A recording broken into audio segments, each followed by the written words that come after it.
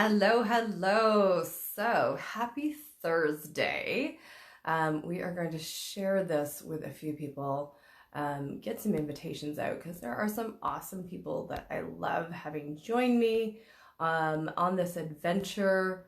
And this is the way Facebook works, right? So we need to use the systems that are here, use them in a way that's actually going to work for us. So here's what we're going to dive into today. We're going to look at one of the really epic life lessons that I got to learn from a very painful experience in my business.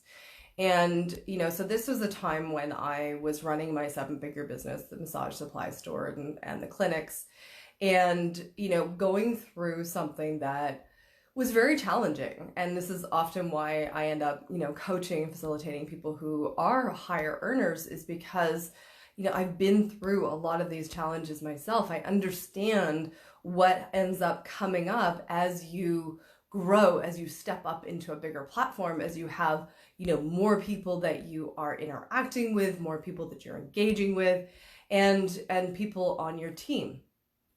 So yeah, okay, so I'm just gonna get the invitations finished off, and do say hi. Hashtag replay if you're catching the replay. And I love the interaction, so put your comments. I know there's a 3-second delay, but put your comments in here. Let's have a little bit of discussion and all of the things. Work the whole Facebook Live the way that it needs to work. This seems to be like a never-ending list that I can invite amazing people to. So consider yourself brilliant and an exciting person if you got an invitation to join me on the live. And I'm sending out love. Like, each one of these invitations is like, ooh, I like this person. Ooh, I like this person. Ooh, I like this person, right? Like it's just kind of fun. So now that I've gotten over my stuff about doing these invitations and thinking, oh, I'm annoying people, you know what? I'm just inviting. You get an invitation, and it's up to you whether you choose to join or not join, right? It is totally a choice. So yeah, if you're catching this later, know that all of these invitations, I'm going to stop there, are totally with love. Oh, yay, look at all the people. Love it, love it, love it. So here's the thing. Hey, Steph. Looking at, so I've had I should back it up. I had an event has happened this week, and it's still actually going on. And I may talk about that particular thing in the future because I am not done processing it. So we're not going to talk about that. But it did spark a memory of something very similar that happened in my own business. And this is like, I need to set this up. This is going back 15 years ago, okay? So this is prior to me doing the really deep work of clearing out the sexual trauma of my body from the, through the dungeon work.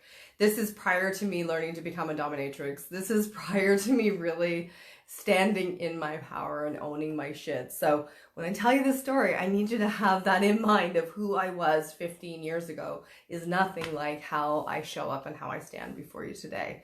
So, and it's kind of ugly. And I hope that you can hold some space that it was like, I've learned a lot and this is kind of ugly. So I'm going to really own my shit on this. Because this seems to be my brilliance, right? Stephanie's excited. I know. People love to see the ugly shit. I'm like, here, let me just pull back the curtain and show you all the ugly shit. So here's where it was. About 15 years ago, I didn't do the calculation on time, but about 15 years ago, I was in a position where I had 2 massage therapy clinics. I had a massage supply outlet. So we were selling massage supplies and spa supplies. And we were doing a good booming business. And we were at the point where we were busting at the seams for the space that we were renting. So me, in my brilliance, I'm like, oh, we need a bigger space. So I went out looking, I found this great space that's close by, 3 times the size, and, same kind of rent, but, some perks and things. And so I had this vision of creating a much more beautiful clinic space that is, kind of separated from the store. And it was really planning on up-leveling all of this. So I've got all that going. And I'm really excited. And I'm doubling my expenses, rent expenses. And we're going to move, which is an epic expense as a business. You got to think about, like, we had crazy amounts of supplies that we had to move. So we would have to hire movers. Okay, setting all of that up. So here we are, we're about to move. Actually, back it up. I was about to get the keys for the space. So I had signed the lease. It was now, going live. The day I am getting the key, the day I get the key, my 5 therapists give me notice. And the majority of them are going out to open up in competition to me. Now, as you can imagine, I was not in a good headspace about this, right? So who I am today would handle that entirely different. Who I was then was someone who got extremely angry, really mad. I lost it. I was like livid. I just lost my shit. I was like, are you fucking kidding me? The day I get the fucking keys, you couldn't give me a goddamn heads up, right? That was what was going through my head. And I thought that's so fucking rude, right? All of those things. And the reality is that, that's one side of the story. That was my side of the story. That's what's going on in my head. And when I actually was able to get some distance, which I will admit, ugly-wise, was a little while. It was probably a year or two later. Yeah, really ugly, right? I'm really going to own this. A year or two later, I really started to own the fact that, you know what? I wasn't being the leader that actually inspired them to have those conversations. I wasn't taking them into consideration. I wasn't asking them, is this something you want? I wasn't finding out, are you excited about where you're going? I didn't have all of that going. And so when I look at it, I take a step back. I say, well, you know what? No fucking wonder they did that. No fucking wonder they did that. Now, jumping back to the day that it happened, in that week, I reached out to my lawyer, okay? Because my therapist had signed a non-compete clause in their contracts, and I was not of the mindset that I have ownership of their clients. I had it in their contract that when they leave, that's fine. Take your clients with them, give them notification, let them know where you're going. I don't want to be stuck having to answer 50,000 phone calls. Because you're going to take your clients anyway, right? So I really saw that it's like, you're going to take your clients anyway. So I'm like, I'm going to open the door. I'm going to open the door. You take them, you service them, you take care of them. But I had it very clearly spelled out in the contract that you are not to take anybody else with you. That was what was in my contract. So I call up my lawyer. And at the time I had a lawyer who was my franchise lawyer because I had actually franchised the business. And he was not only a lawyer, but he was also an MBA. So he has like the business background. Hey, Carl. And, it was such a great combination because we sat down and I paid for an hour of his time sitting down with him. And he says, okay, here's the thing. Yes, you are legally entitled to sue them. You are.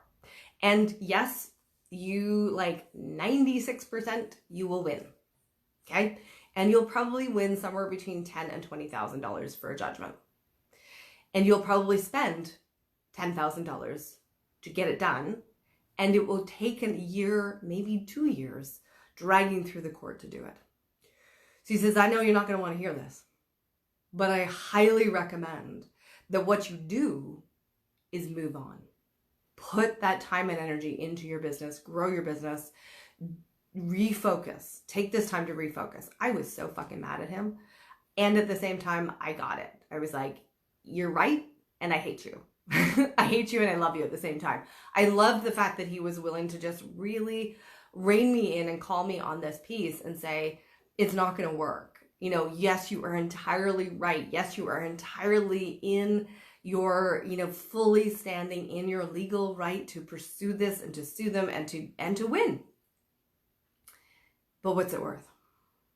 What's it worth? What's it going to cost you? And I'm like, fucking hate you, but you're fucking right. All of that together. And so this is what is kind of, being, the memory that's being stirred up because of the event that is happening. Okay. You can see that I'm not through what's going on right now. That's why I don't want to talk about that. I want to talk about what I'm already through, because the experience that I had 15 years ago makes me realize that, I needed to be the leader that would inspire people to have honest conversations with me. I was not that leader 15 years ago. They felt threatened by me. They felt intimidated by me. And probably rightly so. I had a lot of anger in my body. I had a lot of the trauma still in my body. And so that wasn't creating necessarily the most healthy situation. And it's not to say that everything was terrible. Like, there was a lot of good things. People did stay for quite a while.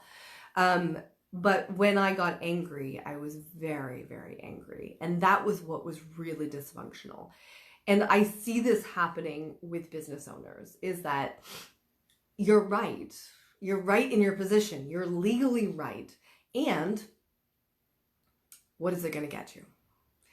So sometimes the best decision for your mental health, for your long-term growth, sometimes the best decision is walking away or giving a refund or cutting your losses and, walking away from it. So I walked away from pursuing those therapists because it wasn't worth it. It wasn't worth it financially. It wasn't worth it emotionally. As much as I didn't like it and as much as I needed to work through my anger and all of those things afterwards, it wasn't worth it. And so I thought, this is like such a great piece to bring here.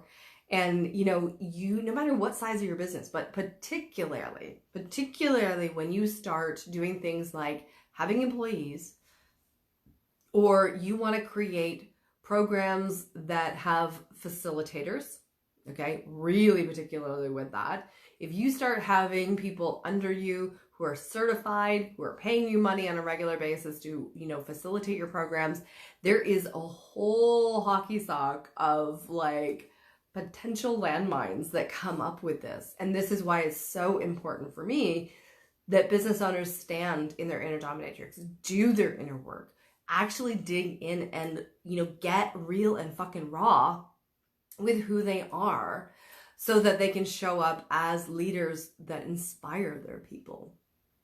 Okay? Because it's the old system of intimidating people isn't going to work.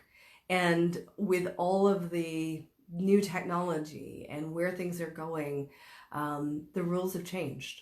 The engagement has changed. And, so there's a lot more to navigate.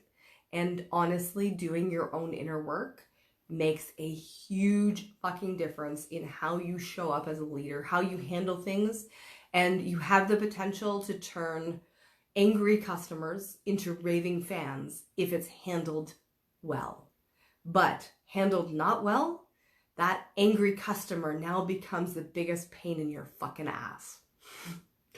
So that's the thing to consider, is that, we got to do the inner work so that we can actually show up and move these, upset customers into raving fans instead of them becoming really big problems in our business. So if you are interested in finding your inner dominatrix, claiming your inner dominatrix, I'd love to have a conversation with you. I have one space open at the moment for private clients.